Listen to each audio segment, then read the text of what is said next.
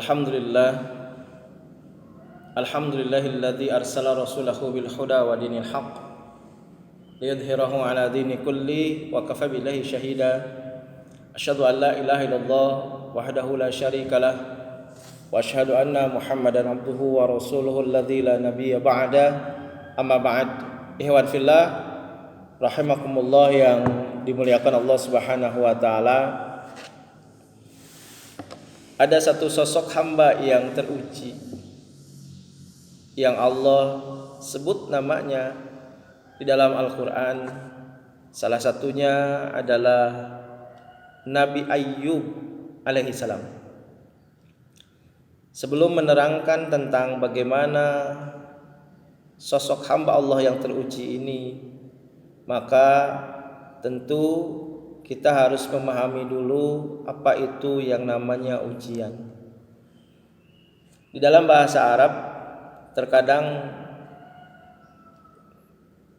ujian itu bisa disebut al-bala. Ar-Raghib menyatakan yang disebut kalimat al-bala memiliki beberapa arti. Antara lain dalam arti usang, seperti kalimat pada kata baliyas saub, baju yang usang. Dan arti ujian seperti kalimat balut, ikhtarabtu, aku menguji.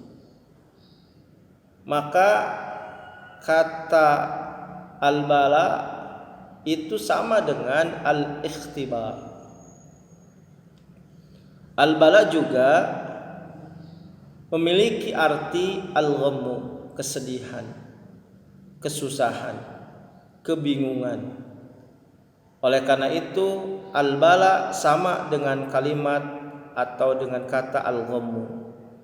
Karena disebut demikian dapat mengusangkan atau merusak badan. Dan juga kata al-bala at-taklif atau at-taklif sawaun minal bala, sama dengan al-bala atau taklif itu adalah tuntutan. Tuntutan itu menyusahkan kepada badan. Karena demikian maka disebut al-bala. Yang kedua, at-taklif itu bisa diartikan sebagai tes atau ujian bagi seseorang, seperti yang Allah sebut dalam Quran surat Muhammad ayat 31. Allah Subhanahu wa taala mengatakan wala nabluwannakum hatta na'lama mujahidina minkum wassabirina. Dan kalian pasti akan kami uji sehingga kami mengetahui al-mujahidina minkum wassabirin, siapa yang bersungguh-sungguh dalam ujian itu dan siapa yang bersabar ketika Allah memberikan ujian kepada mereka. Demikian kalimat al-bala, penjelasan al-bala atau bala juga biasa disebut dengan ujian. Kemudian ujian itu biasa disebut juga al-fitnah. Ar-Raghib al-Asfahani menjelaskan kata fitnah itu asalnya bermakna membakar emas dengan api. Untuk apa? Agar keluar yang bagusnya dari yang jeleknya.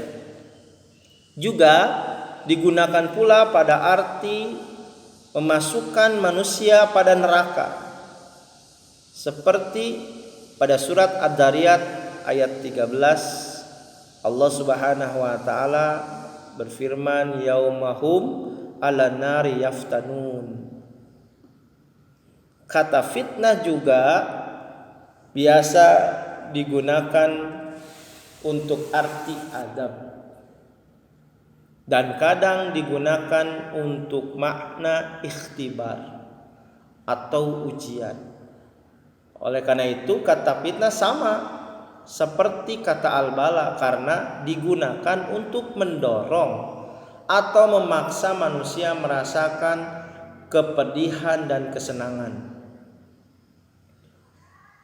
Hadirin ikhwan fillah rahimakumullah, Allah jelaskan dalam Quran surat Al-Anbiya ayat 35, walanabluukum bisyarri wal khairi fitnah. Dan kami akan menguji kalian bisyarri wal khair, fitnah. Bisyarri dengan kejelekan, wal khair dengan kebaikan. Ada yang Allah uji dengan kejelekan, ada yang Allah uji dengan kesenangan. Kedua-duanya merupakan bentuk ujian. Apakah ada ketika orang diuji dengan kesuksesan, dia sadar bahwa kesuksesan yang dia dapat itu merupakan ujian? Ada juga yang ketika Allah uji dia dengan kejelekan, dia tidak sadar bahwa itu juga bagian daripada ujian. Atau ada yang sadar ketika diberikan kejelekan itu bagian dari ujian, dan ada yang sadar ketika Allah memberikan kesenangan itu adalah bagian daripada ujian. Kesenangan, kesusahan itu bagian daripada ujian yang Allah berikan kepada hamba-Nya. Nah, oleh karena itu, ikhwan fillah rahimakumullah, fitnah itu bisa datang dari Allah, ujian itu bisa datang dari Allah, dan bisa juga ujian itu datang dari manusia. Jika fitnah itu datang dari Allah, maka menunjukkan adanya hikmah. Dan yang datang dari manusia sebaliknya, yaitu kepedihan. Karena itu Allah Subhanahu wa taala membenci manusia melakukan macam-macam fitnah di tempat manapun.